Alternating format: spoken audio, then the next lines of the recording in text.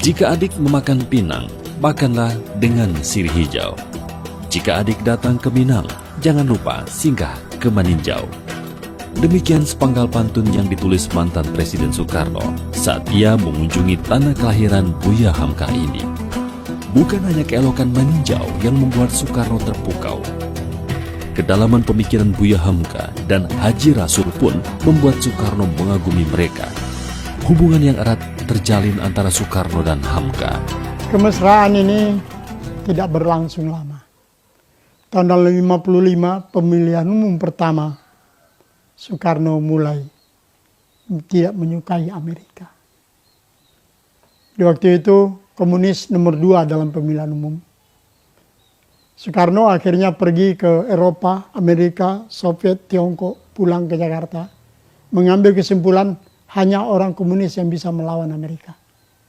Akhirnya didekatinya komunis sehingga istana itu penuh dengan komunis.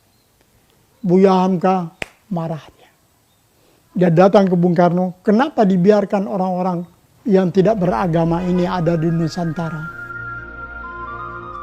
Majalah Panji Masyarakat pimpinan Buya Hamka sempat diberedal karena memuat tulisan Bung Hatta berjudul Demokrasi Kita yang berisi kritikan tajam atas demokrasi terpimpin Soekarno. Puncak perselisihan Buya Hamka dengan Soekarno terjadi saat konfrontasi Malaysia jatuh tahun 1962. Karena memiliki ikatan cukup erat dengan Malaysia, Buya pun geram dan tak tinggal diam. Secara aktif ia berceramah di masjid, radio, dan televisi akan bahaya komunis di Indonesia. Buya Hamka dan beberapa tokoh masyumi ditangkap. Proses interogasi yang kejam dirasakan oleh Hamka dan tokoh-tokoh anti komunis lainnya. Dimasukkan ke kolam air, dikasih listrik sampai sakit. Kalau kita mungkin wafat kita itu, karena listrik melalui air kan keras. Karena sakit dibawalah dia ke rumah sakit Persahabatan Rawamangun Jakarta. Tak lama dia sehat, dibawalah dia ke Sukabumi, dipenjarakan di sana selama 2 tahun 4 bulan tanpa pengadilan. Dalam masa tahanannya, Hamka menyelesaikan karya ilmiah terbesarnya yang berjudul Tafsir Al-Azhar.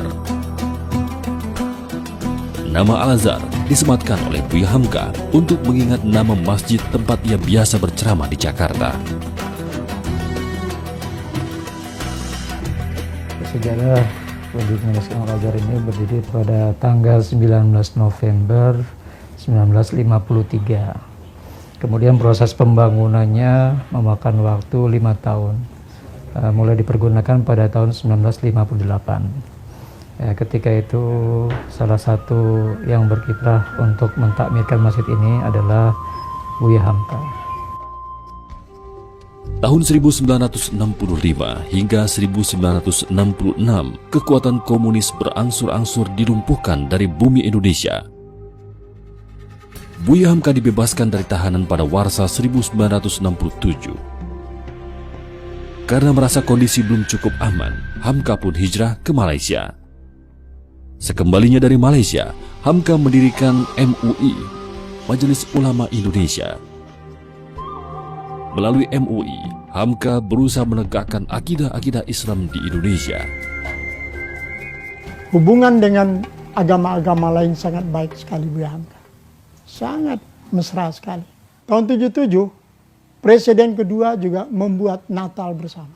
Buya Hamka memanggil semua wartawan, 5 agama dengan Buya Hamka menghadapi wartawan menyatakan bahwa haram orang Islam masuk gereja. Begitu juga sebaliknya. Lihat kami 5 agama sudah damai. Kalau ada ini terganggu hubungan antara agama. Akhirnya keluar di surat kabar. Rakyat ramai membicarakannya. Buya itu memang dalam arti kata toleran. Ya, toleran bukan berarti toleran kita ikut. Tidak. Tetapi ya kafirun itu. Agamamu ya agamamu, uruslah. Agamaku. Nah, jadi bagaimana kepercayaan Pak Harto waktu itu pada Buya itu, sampai Pak Harto bukannya secara resmi enggak, cuman Buya itu dianggap sebagai penasehatnya dalam segi agama. Nah, itu kemudian juga mempersatukan. Jadi kalau dengan agama-agama lain tuh Buya Hamka sangat disegani. Tak lama setelah keluarnya fatwa tersebut, Buya Hamka mengundurkan diri dari MUI. Karya Buya Hamka tidak berakhir sampai di situ. Menjelang akhir hayatnya, Buya Hamka melakukan perjalanan luar negeri terakhirnya.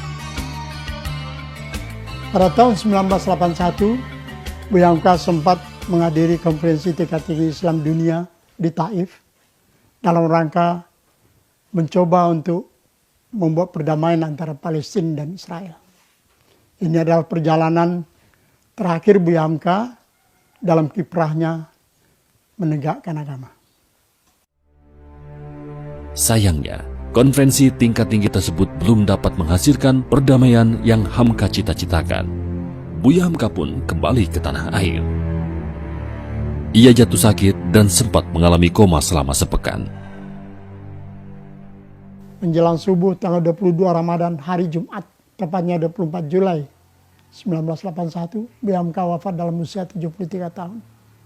Keluar di surat kabar, dibaca di Brunei, Sabah, Malaysia, Singapura, kota besar Indonesia. Banyak orang datang ke Jakarta. Ramai orang memenuhi Masjid Al-Azhar, Kebayoran Baru. Sampai ke jalan-jalan. Salat Jumat, mensalatkan jenazah, diantarkan ke pemakaman Tanah Kusir, dimakamkan dekat Bung Hatta. Jauhnya kan 4 kilo itu. Pemakaman sudah selesai, orang masih jalan dari masjid. Jadi nggak bisa dihitung berapa ribu orang yang menjalankan. Istimewa lagi 5 agama tadi. Pergi ke pemakaman. Karena Buya Hamka itu ketua kerukunan beragama. Raga Buya Hamka memang telah tiada. Namun semangatnya masih hidup bersama umat Islam Indonesia, khususnya di Sumatera Barat.